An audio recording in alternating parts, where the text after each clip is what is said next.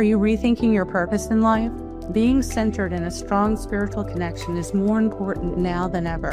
Hi, I'm Bryn Blankinship, hypnotherapist, international instructor, and author. Each episode, along with Dr. Pat, I'll share my experiences with guiding spiritual regression clients into the afterlife and the soul lessons gained, prompting you to explore your own soul's journey and empowering you by shifting your perception of yourself and your place in this world.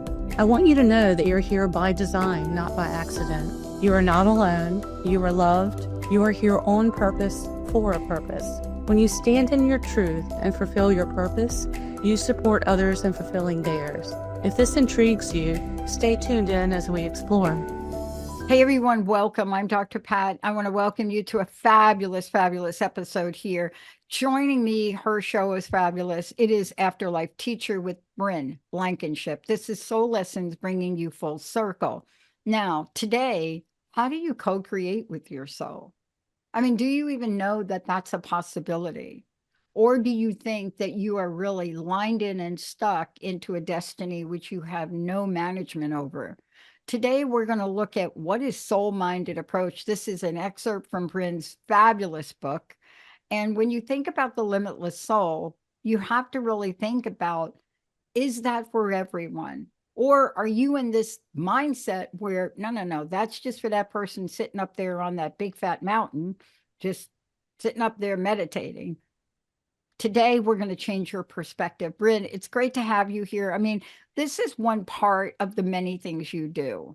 You know, for example, in the last show, we talked about what you've done with Cesar, and we talk about how you train people. Now we're getting into the details of what all this is prompted from.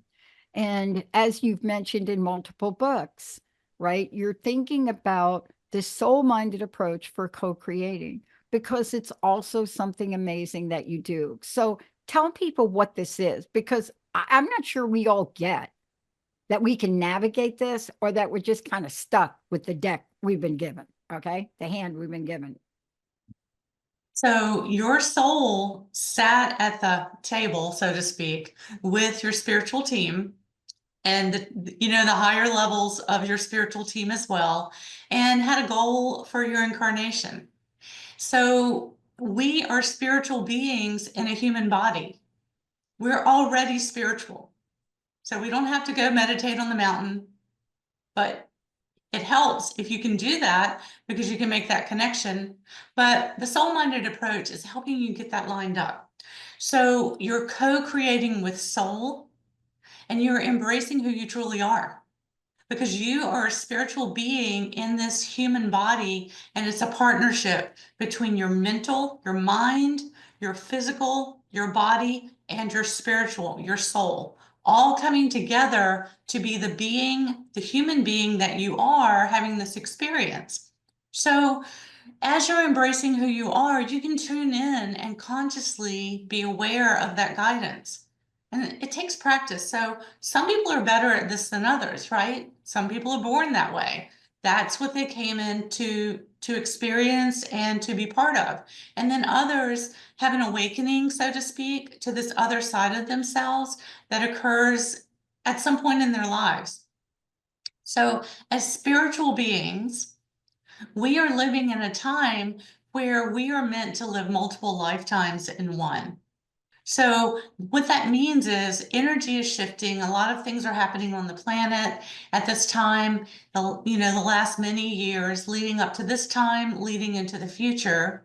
And we are able to have these, if you look back over your life, I'll bet you can see, like, it seems like a different life 20 years ago. Like I felt like a whole different person, right? No kidding. So you're bringing in those skills to and then you move into the next level, but you don't have to die, reincarnate, learn how to read and write and walk and talk. Like we already know how to do that, so we have an up-levelment to the next level. And sometimes that happens through meditation and different things that happen along the way. Sometimes it happens with a near-death experience, which is like that's more like a big wake-up call. That's going to be a big shift, right?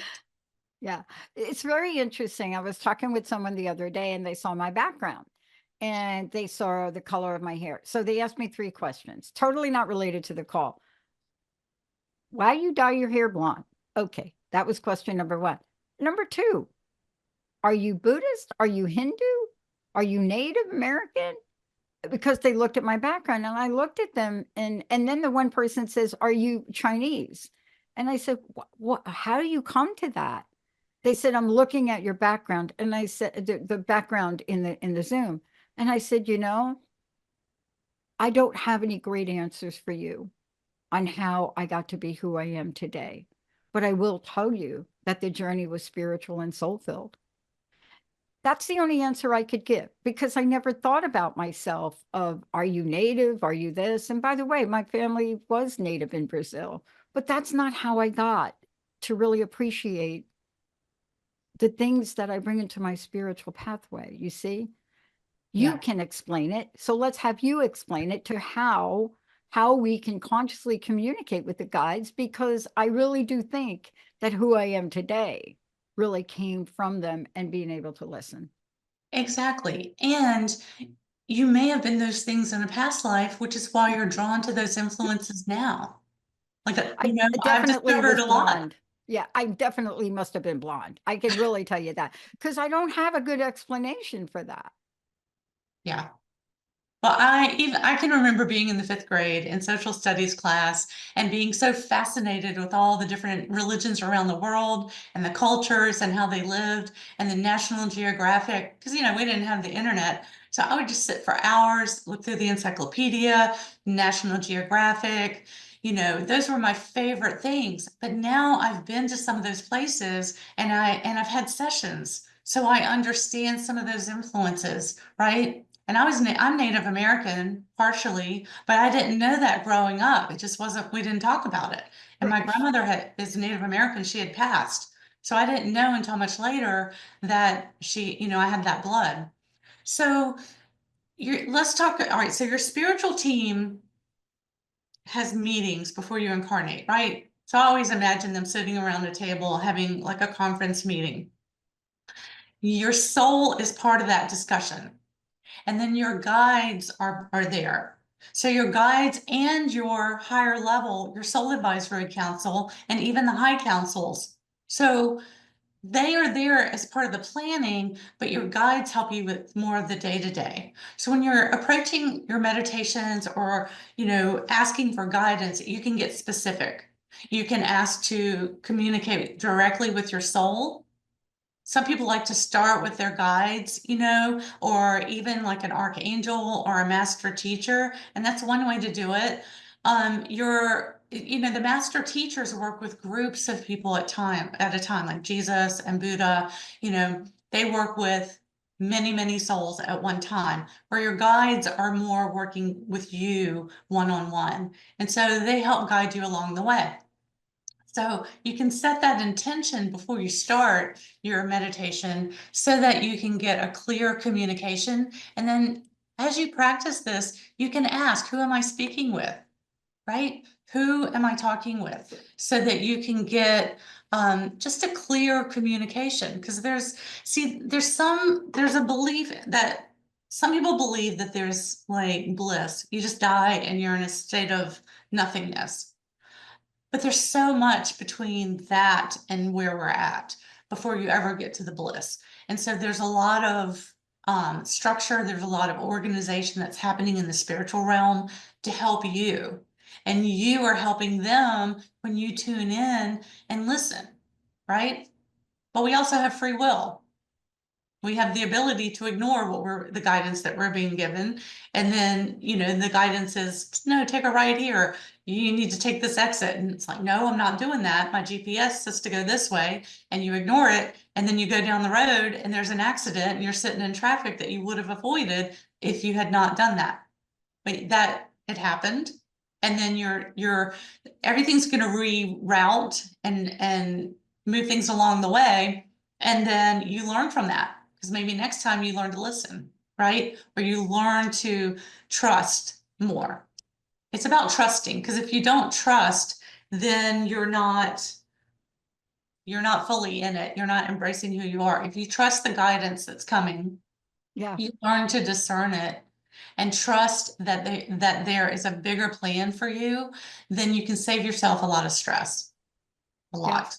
I think what you're talking about, one of the things I discovered 22 years ago when this was all new to me is I discovered there's a measurement of faith. And so when we talk about faith/trust, I'm not talking about religion. I'm talking about what is the strength of your conviction? So when I started to do my workshops, I used to measure this. I used to ask people on a scale of 1 to 10 different questions. And when everybody raised their hand and said, yes, I trust, I have faith, then when they drill down and answer the questions, it really wasn't true. They had faith, but did they have mustard seed faith? Did they have faith that fulfilled and totally monopoly? It was a monopoly in your brain where you had so much faith that no other fear or doubt can come in. And can you talk to that? Because if you trust the messages your soul is given, and I just went through this, I had a big old conversation. So yes, I do picture them around a table, but smoking cigars, men and women, and playing pinochle. That's what I figured they were doing when they picked It me. might be. But from where you sit, Mhm. if you don't have trust, it's so painful. Well, it's about trusting yourself, right? When someone betrays you and it shatters your trust, then you start to doubt yourself and not have trust. So having trust in yourself and learning to trust the guidance you have, that's like your superpower. So I used to have things happen to me and people would say, oh, you're so lucky. And then I'm like, well, I did work hard to make that happen. And then other things would happen, like you win something and that's a lucky moment. So then I started working with manifesting and the law of attraction and how can I make this happen on purpose? And so, you want to um, frame things in a positive light, right? So instead of saying, oh, I have so much debt, you could say, how would I rephrase? Let me fill you in the blank for you. Yes. My mantra is, I have so much abundance that I now lend instead of borrow. Yes. That's a mantra for me. I don't go into crazy detail. It's just a simple thing. I have so much prosperity and abundance that I now lend to others and I do not borrow. Yes. Now that works for my brain. I wish I could tell you I made that And up, this, but this framing that in a positive light, instead of saying I have so much debt, you're framing it to say, how can I be debt free? And then beyond being debt free, I have so much that I can help others with my abundance, right? That's the reframe. And then your world will catch up to that. Thank So, you. what I was thinking about a moment ago is I was on a call with someone and we were talking about money and stuff. And I said, well, I always have money coming to me just at the moment I need it. And I hung up the phone, an email came through and it said I had some cash back on a credit card. So I was like, oh, that's great. So I went and looked, how much cash did I get back? Well, I got 69 cents back, but it was in the right direction, right? So it's like I took that as a win and as a positive, and then other things have happened since that phone call. So if you do a negative, you're always going to create more negative, and if you do a positive, you can move past that. It works for like weight, relationships. Oh, I can never find the right person. How about reframe it to I now find the right people or the right person? I surround myself with supportive and happy people, right? Because that makes me happier to be around people that are happy, and we can support each other through that. I love it. And see, this is what we're talking about because we want to hear our soul's reaction and responses to our questions as well. We're now moving into talking about being open to a level of spirituality, but even more importantly, how do we do it every day? And one of the things I love about what you said was you plant the seed. See, you must look. What did you call it? 76 cents? I don't know what you said. 69 cents. 69 cents. You understand, first of all, 69 is a very powerful spiritual number. The second thing is that that was a sign. See, if we are not aware and we're not paying attention to the signs, right? Mhm. We just trudge along the road of unhappy destiny. Because it feels random. It, And when you can tune in this way and you can set your intentions, then you're partnering with your guides. So you have to trust the process, and then you're partnering with your guides or with your soul. I go right to the source. I go right to soul, and I say, look, help me with this. Like, help me to know, whatever I'm working on, whatever project. I have a lot of projects happening right now. Help me with the answers to this. Help me to know what I need to do. Help the right people come forward. And then trusting that process and recognizing when they do. And then sometimes you get little signs along the way. Like, and this takes practice, y'all. And you can do it with your eyes open. You can do it with your eyes closed in a meditation. Sometimes I just get in my car and go for a drive and ask the question. Sometimes I go walk outside in the garden and get some fresh air. And while I'm walking the dog, I'm asking the question, and then you let it go without judgment, and then you let it come back. The sign will come in, but some things take longer than others. So sometimes it's instantaneous. And then other times it might take, a couple of weeks before that thing shows up that you needed, but everyone else is getting their stuff lined up to work with you once you've, put the request out there. And where do you think this idea is even coming from to ask the question? Guides say all the time, we put that thought in your head. yeah. Oh, I think I'm going to go take Bryn's training. Oh, I'm going to have, go have a session. Literally in session, guides have said, where do you think that thought came from? You needed this right now, right? And then, it could be for anything though. If anything that you're working with, you can co-create along with your soul, that spiritual guidance that's available to you to make it happen. Thank you for this. I want to talk about this because I want people to know that it doesn't have to be a major thing. I'm not saying it can't. Of course, you want to get in there and say, I will lend and not borrow.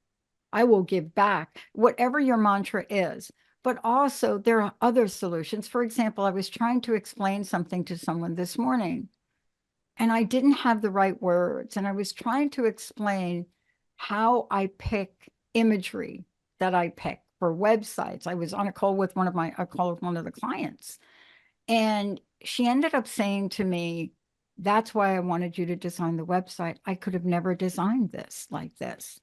And she said, I think I know the answer. I was going to ask you how you do it, but I think I know. You just tap into your soul and you intuitively do it. And see, I was trying to explain that today to somebody else.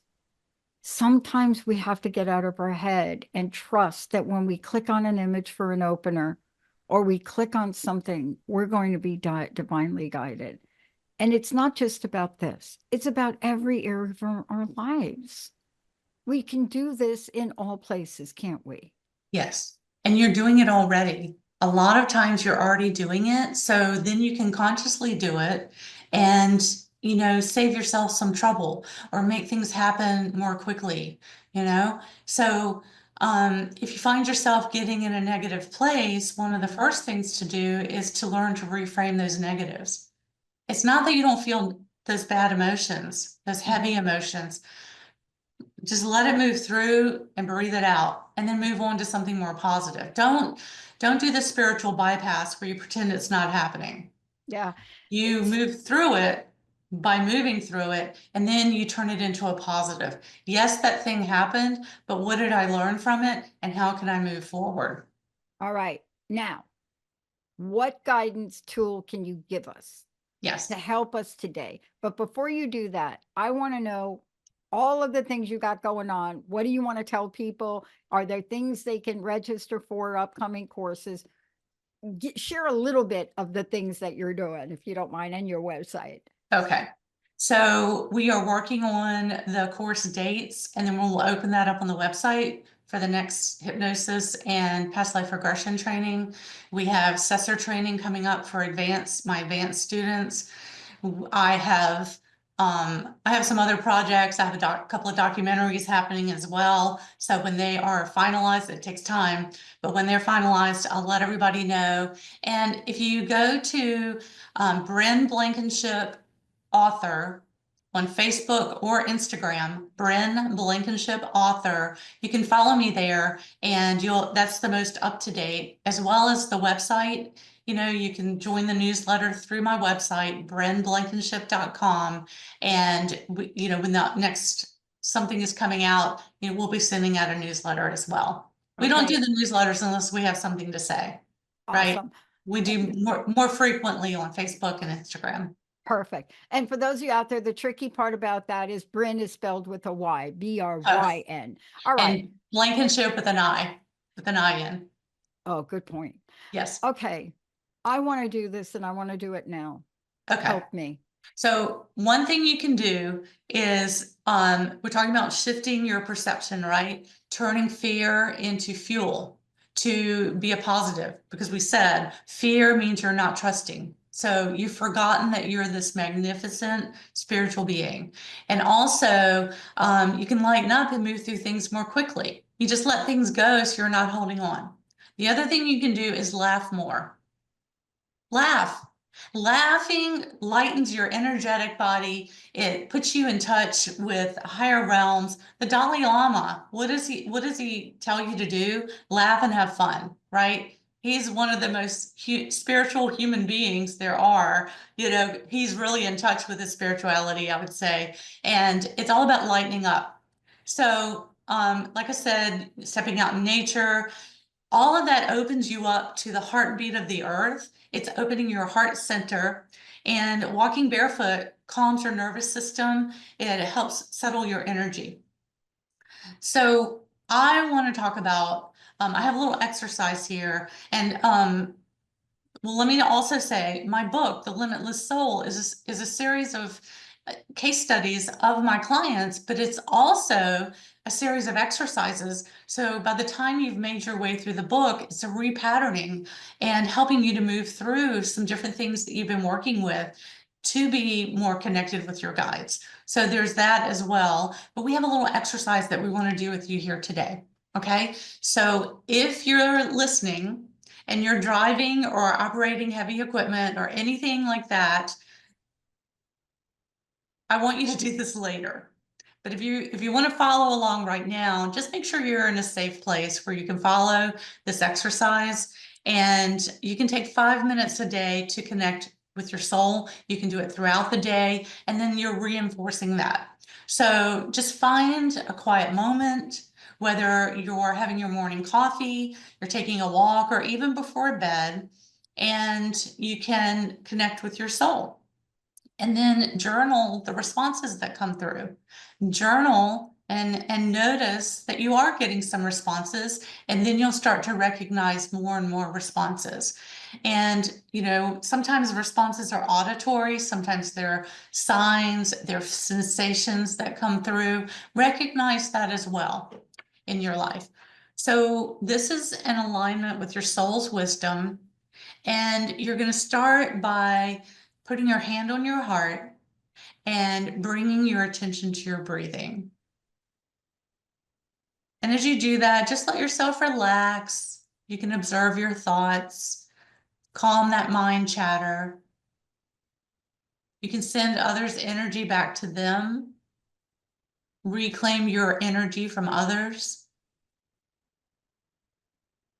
And as you're starting to calm, let your mind reveal to you 3 things that you're grateful for, because gratitude is putting you in that higher vibration. So just let your mind reveal 3 things that you're grateful for. And then you can imagine a brilliant white light pouring in from above, enveloping you like a loving embrace that's evoking a profound sense of reassurance, connection. It's inviting a sense of openness and clarity. as this radiant light is illuminating the path ahead.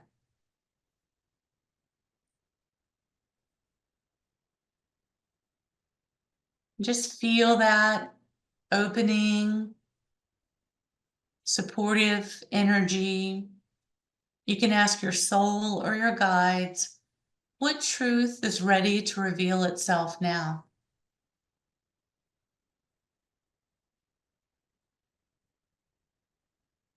How can I align more fully with my purpose?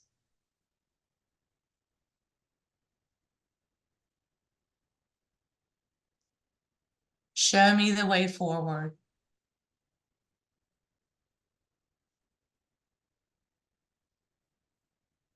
And let the answers come naturally through sensations and thoughts or emotions, receiving just what you're meant to in this moment, with a deep and profound knowing deep within that creates an effortless flow, allowing life to unfold in sync with your highest path. And so it is. Oh, wow. I want to make a point. Sometimes you will get a message that you don't think makes sense. I got the message. I asked all the 3 questions. I put in line everything I was grateful for. It came to me really easily. But when I asked the question, I didn't get do more with the network. I didn't get any of that. I got finish what you started with the board game. Hello. Like none of what I thought. I wasn't thinking about the game, but the game is just one step of our future in that arena.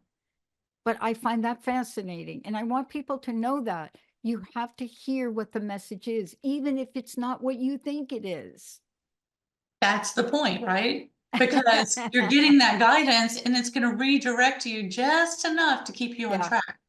And that exercise that we just did, I purposely didn't say close your eyes, because you can do that when you're awake. Yeah. When your eyes are wide awake. Yeah. You can also close your eyes and do it as well.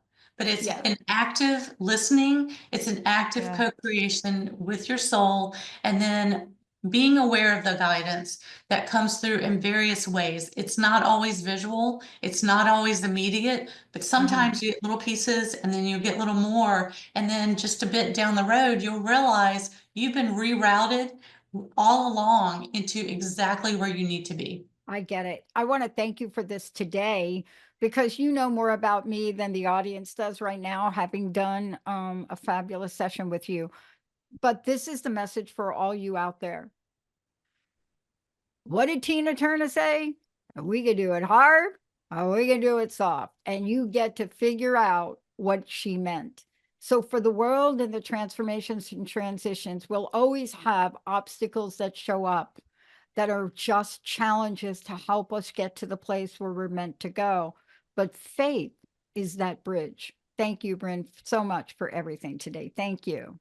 Thank you so much. Thank you, Stefan, and thank you to all of you out there. We'll see you next time.